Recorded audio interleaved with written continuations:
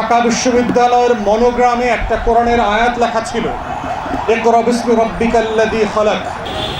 আপনারা জানেন যে ঘাদানি নামক একটা সংগঠন আছে, যার প্রধান সমন্বয়ক ছিলেন শাহরিয়ার কবির, বর্তমানে জেলে আছেন। তিনি একটা ইন্টারভিউতে বলছেন যে 1991 সালে আমরা যখন মুক্তিযুদ্ধের বই খুঁজতে গেলাম, আমরা 250-র বেশি বই পাই নাই।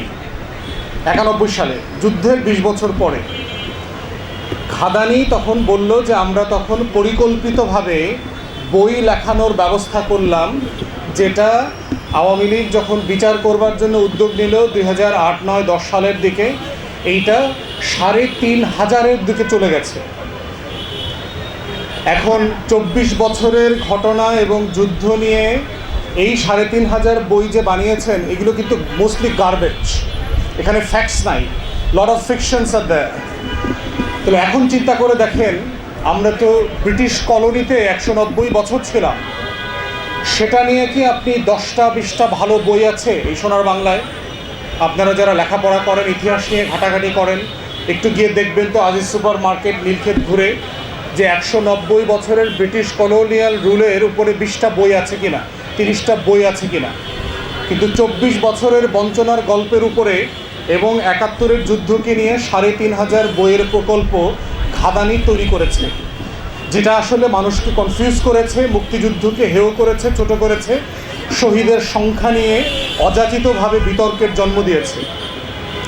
তো একইভাবে দেখেন, বাংলাদেশে প্রত্যেকটা লড়াইতে 72 থেকে 75 দেখেন, এই যে 3.5 বছরে বাংলাদেশে বাকশাল কায়েম হয়েছে, বামপন্থীরা, সিপিবি, আওয়ামী লীগ মিলে বাংলাদেশের হাজার হাজার রাজনৈতিক নেতাকর্মীকে নাই করে দিয়েছে, চতুর্থ সংশোধনী করেছে, গণমাধ্যম নাই করে দিয়েছিল। 72 থেকে 75-এর কোনো বই আছে কিনা দেখেন তো। 3 বছর, 3.5 বছরের বাংলাদেশের হিস্ট্রি, কালচার কি করেছে, মুক্তিযুদ্ধের আকাঙ্ক্ষা কিভাবে ধ্বংস করে দিয়েছে আওয়ামী লীগ এবং বামপন্থীরা মিলে, আপনি কোনো বই খুঁজে পাবেন না, লিটারেচার পাবেন না। 9 বছরের স্বৈরশাসক বিরোধী আন্দোলন দেখেন, ইকুয়ালি সিমিলার সিচুয়েশন। তাহলে নাটক সিনেমা করা তো বন্ধ হয়নি। বাংলাদেশের টেলিভিশনগুলোতে কি গান, নাটক, সিনেমা, যাত্রা, থিয়েটার, মঞ্চ, এগুলো কি বন্ধ হয়েছিল? তারা আসলে কি নিয়ে গল্প করে, কি নিয়ে নাটকে স্ক্রিপ্ট তৈরি করেছে, এগুলোর সাবস্টেন্স কি, এটা আমার ইতিহাসের লড়াইকে ধারণ করে কিনা, আমার লড়াইয়ের সবচেয়ে গুরুত্বপূর্ণ অনুষঙ্গগুলো কারা? কারণ এই কালচারাল জগৎ ঠিক করে আপনি কাকে শহীদ হিসাবে মর্যাদা দেবেন, কাকে ভুলে যাবেন, আপনি কার জন্য কাঁদবেন এবং কার জন্য আপনি কাঁদবেন না, কার জন্য বিশ্ববিদ্যালয়ের নাম হবে, কার নামে একটা হলের নাম হবে, কার নামে একটা জাতীয় প্রতিষ্ঠানের নাম হবে, আর কার নামে হবে না। এই গল্পের ভিতরে রয়ে গেছে হচ্ছে কালচারাল ফ্যাসিবাদ। দেখেন, ঢাকা বিশ্ববিদ্যালয়ে সূর্য সেনের নামে হল আছে। আমরা কি কোনোদিন প্রশ্ন করেছি যে সূর্য সেনের নামে হলটা কীভাবে হয়? কিন্তু নওয়াব সলিমুল্লাহ মুসলিম হলের নাম থেকে মুসলিম শব্দটা কেন কেটে দেওয়া হয়েছে? ঢাকা বিশ্ববিদ্যালয়ের মনোগ্রামে একটা কোরআনের আয়াত লেখা ছিল, ইকরা বিসমি রাব্বিকাল্লাযী খালাক, পড়ো তোমার প্রভুর নামে, যিনি তোমাকে সৃষ্টি করেছেন। 71-এর যুদ্ধের পরে এই মনোগ্রাম থেকে কোরআনের আয়াতটা কেন সরিয়ে দেওয়া হয়েছে? জাহাঙ্গীরনগর বিশ্ববিদ্যালয়ের সাথে জাহাঙ্গীরনগর মুসলিম শব্দটা লেখা ছিল, মুসলিম বিশ্ববিদ্যালয় লেখা ছিল, ওই শব্দটা কেন সরিয়ে দেওয়া হয়েছে? কাজী নজরুল ইসলাম কলেজের সাথে ইসলাম ছিল, ইসলাম শব্দটা কেন সরিয়ে দেওয়া হয়েছে? তারপরে হচ্ছে বাংলাদেশ বেতারের টেলিভিশনে যুদ্ধের পরে আজান, কোরআন তেলাওয়াত বন্ধ করে দিয়ে দেওয়া হয়েছিল 72 থেকে 75-এ। কেন? যুদ্ধটা কি ধর্মের ভিত্তিতে হয়েছিল? যুদ্ধটা কি ইসলামের বিরুদ্ধে হয়েছে? এটা তো একটা রাজনৈতিক প্রশ্ন ছিল, মীমাংসা যেটা করা হয় নাই, যে একটা আওয়ামী লীগ সংসদে বেশি আসন পেয়েছে, তাকে ক্ষমতা নিতে দেওয়া হয় নাই। It's a pure political question. একটা রাজনৈতিক প্রশ্নকে যখন মিলিটারিলি রেজলিউশন করবার চেষ্টা করা হয়েছে, সামরিক জান্তা অত্যাচার নির্যাতন করেছে, তার বিরুদ্ধে একটা লড়াই হয়েছে। তাহলে আপনি লড়াইটা রাজনৈতিক, কিন্তু প্রতিশোধ নিচ্ছেন ধর্মের উপরে কেন? তাহলে এর ভিতর থেকে হচ্ছে এই লড়াইয়ের প্রশ্ন, ন্যায্যতা তৈরি হচ্ছে যে আসলে এই রাষ্ট্র কাদেরকে নাই করে দিতে চায়, কাদেরকে হ্যাঁ বলতে চায়। আমরা চিন্তা করে দেখেন তো, ক্ষুদিরামের কথা পড়তে গিয়ে, ক্ষুদিরামের গান গাইতে গিয়ে আমাদের চোখ থেকে কত পানি পড়েছে। কিন্তু তিতুমির, শরীয়তুল্লাহ, দুদু মিয়া, হাবিলদার, রজব আলী, এদের কথা শুনলে আসলে আপনার কাছে কেমন লাগে? একটু বিদেশি বিদেশি, ভিনদেশি, পুরাতন, হ্যাঁ একটু চিনি চিনি একটু না চিনি, তাহলে চিন্তা করে দেখেন তো যে আপনি আসলে কাকে মনে রাখছেন এবং কাকে ভুলে দিচ্ছেন। কেন আমাদের প্রত্যেকটা ন্যাশনাল ক্যারেক্টার, প্রত্যেকটা ন্যাশনাল এন্টারটেনমেন্ট ইন্ডাস্ট্রিতে আপনি দেখবেন যে পরিকল্পিতভাবে আমার শত শত বছরের এই মুক্তির লড়াইকে কিভাবে নাই করে দেওয়ার চেষ্টা চলছে। সিরাজউদ্দৌলার চরিত্র যেভাবে হানি করা হয় বাংলাদেশে, দেখেন তো আমাদের প্রত্যেকটা নাটকে গল্পে দেখবেন সিরাজউদ্দৌলাকে আপনার মানে ওমেনাইজার, মদ্য কাজ করে না, শুধু হারামে মেয়েদের সাথে বসে থাকে, এই ধরনের ক্যারেক্টার হিসেবে তুলে ধরা হয়েছে। আসলে কি না নবাব সিরাজউদ্দৌলা সেরকম ছিলেন? কিন্তু এই যে পলাশির প্রান্তরের যে অরিজিনাল যে কনস্পিরেসি, ওয়াটসন কনস্পিরেসি সম্পর্কে কয়জনকে অবগত করা হয়েছে আমার নাটক সিনেমা দিয়ে? যে ব্রিটিশ ইস্ট ইন্ডিয়া কোম্পানির কর্মকর্তা ওয়াটসন, মির্জাফর অনেক পরে আসছে ফার্স্ট স্টেজে, জগৎ শেঠ, রবিচাঁদ, রায়দুল্লভ, কৃষ্ণপদ চৌধুরীরা মিলে যে এখানে নবাবকে যে পতন ঘটাতে হবে, যুদ্ধ করতে হবে, যুদ্ধের পরে কাকে ক্ষমতায় বসাবো সেই প্রশ্নের আলোচনাতে আসছে মীর জাফরকে ক্ষমতায় বসাইতে হবে। তাহলে সেই ওয়াটসন কনস্পিরেসি সম্পর্কে আমাদের কয়টা নাটক সিনেমাতে আমাদেরকে জানানো হয়েছে? তাহলে এই যে রাষ্ট্র পরিকল্পিতভাবে গত ৬-৭ দশক ধরে কলকাতার ব্রাহ্মণ্যবাদী বিজেপির হিন্দুত্ববাদী যে রাজনীতির চৈতন্য, আরএসএসের চৈতন্য, সিপিবি এবং কমিউনিস্ট আন্দোলনের মধ্য দিয়ে এই অঞ্চলের তরুণদেরকে দেওয়া হয়েছে, এইটা শুধুমাত্র এই অঞ্চলের কমিউনিস্ট পার্টির প্রতিষ্ঠার ইতিহাস পড়লে দেখবেন এই কমিউনিস্ট পার্টির প্রতিষ্ঠা হয়েছে কিন্তু কলকাতায়। 650 উপরে কলকাতার কমিউনিস্ট পার্টির সদস্যকে অ্যাসাইনমেন্ট দিয়ে বাংলাতে পাঠানো হয়েছিল শুধুমাত্র সংগঠন তৈরি করবার জন্য। তাহলে এই যে লড়াইয়ের পিছনের লড়াই, বাকশালের আলোচনা যখন করছে, কারা কারা এই বাকশালের ক্যারেক্টার ছিল সেই আলোচনাগুলোকে আমরা করেছি আমাদের নাটক সিনেমায়। একমাত্র বন্ধু রাষ্ট্র হিসাবে যাকে আমাদের সাথে পরিচয় করিয়ে দেওয়া হয়েছে তাকে আসলে আমরা কিভাবে দেখছি?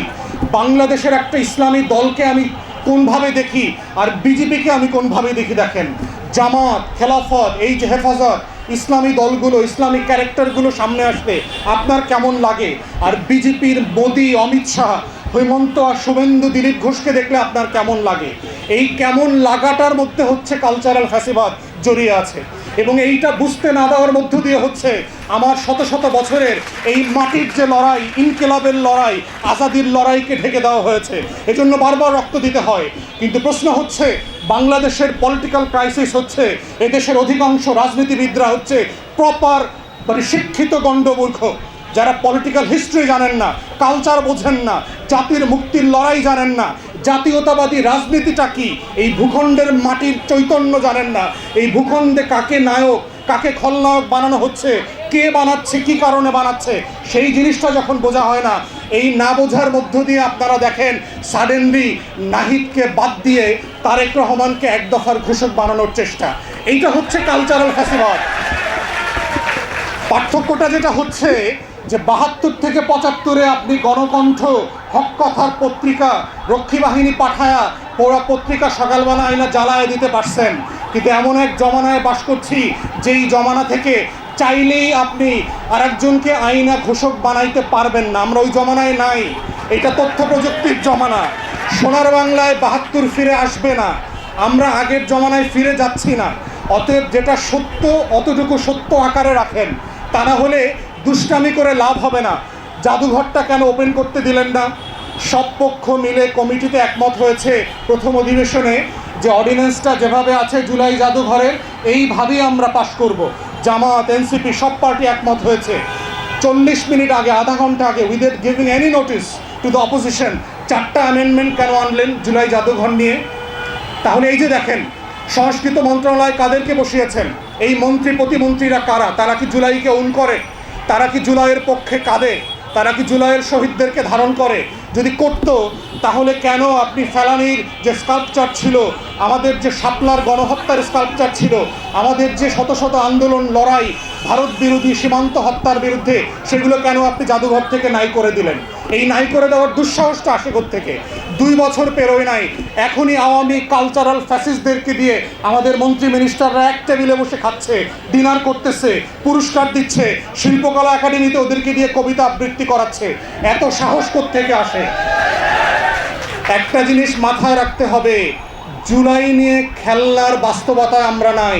জুলাই নিয়ে যেভাবে কাউকে ব্যবসা করতে দেওয়া হবে না, জুলাইকে নিয়ে খেলাও কাউকে খেলতে দেওয়া হবে না।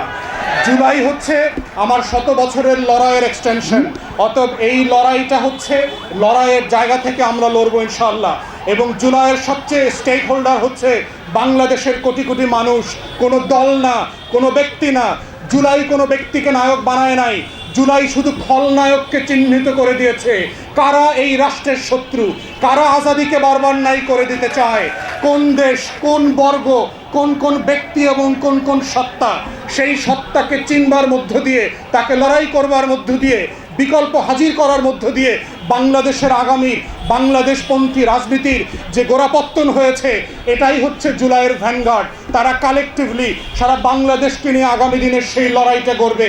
তাই ইনকিলাব মঞ্চকে আমরা ধন্যবাদ জানাচ্ছি এবং আহ্বান জানাচ্ছি দেশবাসীকে নিয়ে পাড়ায় পাড়ায়, মহল্লায় মহল্লায়, তরুণদের কাছে আমাদের এই ইনকিলাব এবং আজাদির চৈতন্যকে নিয়ে চলে যেতে হবে এবং বুঝাইতে হবে এই রাষ্ট্রের স্বাধীনতা, সার্বভৌমত্ব রক্ষা করবার একমাত্র শর্ত হচ্ছে ভিজিলেন্সি। যখন কালেকটিভলি অ্যাজ এ নেশন আমরা ভিজিলেন্ট থাকবো, পাহারাদার থাকবো, আমাদের সীমান্তে যেভাবে বাবুল কাস্তে হাতে নিয়ে হাজার হাজার লোক বিজিবি জওয়ান এবং সদস্যদের সাথে সীমান্ত পাহারা দিচ্ছে, আমরাও বাংলাদেশের কেন্দ্র থেকে পেরিফেরি পর্যন্ত প্রত্যেকটা পাড়া মহল্লা আজাদির জন্য পাহারাদার হয়ে যাব, সিপাহী হয়ে যাব, বরকন্দাজ হয়ে যাব ইনকিলাবের পক্ষে। সেই লড়াই চলছে এবং চলবে। ইনকিলাব যুগে যুগে আজাদির আকারে হর্ষদ মোহানির কণ্ঠ থেকে বিভিন্নভাবে বিভিন্ন ফর্মে আসবে এবং সেই আশার লড়াইয়ের নাম হচ্ছে বাংলাদেশ জিন্দাবাদ।